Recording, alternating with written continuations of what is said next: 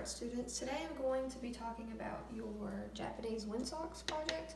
So you just did your project on Japanese hand fans, so this is the last project where we're going to be talking about Japanese art and culture.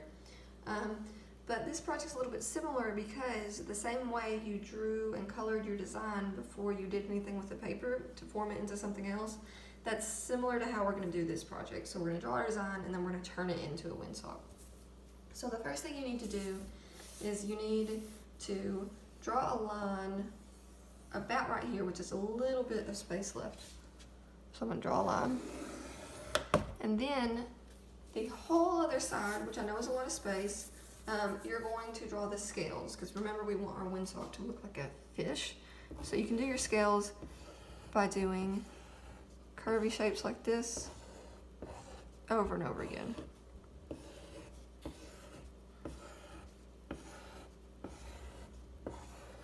And notice how I'm starting the next row in between two. And yours can be bigger than that if you want, or smaller if you want a lot of scales.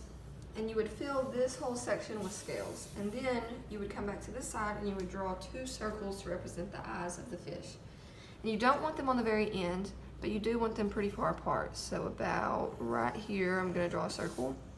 And right here, give him his pupil. And you can also add little gills behind the eyes. If you've ever looked closely at a fish, they have two little lines kind of close to their eyeballs, which represent the gills. So the next step, after you've drawn the eyes and the gills and all the scales, is to color everything. So you can use whatever colors you want. That's completely up to you, how you want your design to look. But I highly recommend using colored pencils to do that. So I've already started on one. So it might look something like this. So you can see I already did all the scales here and I started coloring them. Your scales can be different colors. You can alternate colors. You can do all kinds of different colors, or you could do just one whole color. And then you're also going to want to color in the head or the face of the fish. And once you have all that colored, which I'm not going to do that because you already know what it's going to look like, and you have everything colored and you're done with everything, if you would like, you can go over your designs with Sharpie if you want to make the lines stand out more. That's not mandatory, but if you want to do that, I know some people like to do that, you can. So you could do that however much you want, but you don't have to. And then the very last step is to form it into a funnel like this. So we have it into a funnel, and this is the reason you don't want to do your eyes super close to the edge, because then they'll be really close together. And if you want them further apart, you would draw them further apart. And then you're going to take a piece of tape. You'll probably need a couple, so I'm going to go ahead and rip off maybe 3 pieces. And so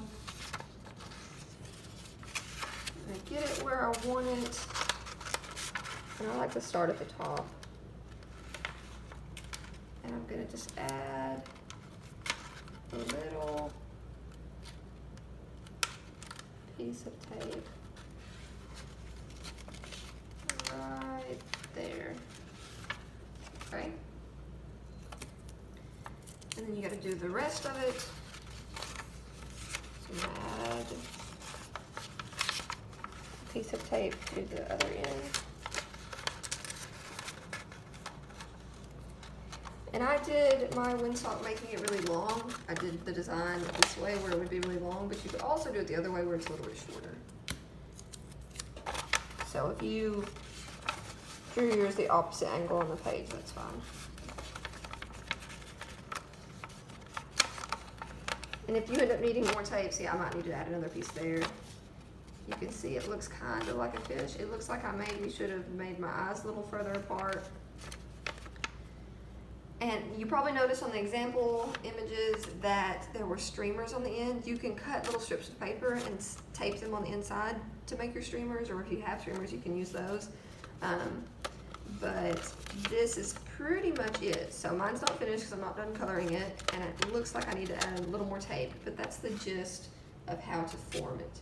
So when you get done with this, you'll hold it in front of your Chromebook, take a picture of it, and upload it to Buzz so that I can take a grade for it. And remember, yours does not have to look exactly like mine. You can do lots of different colors, and of course yours is gonna be finished. But I just wanted you guys to see how to make your windsock.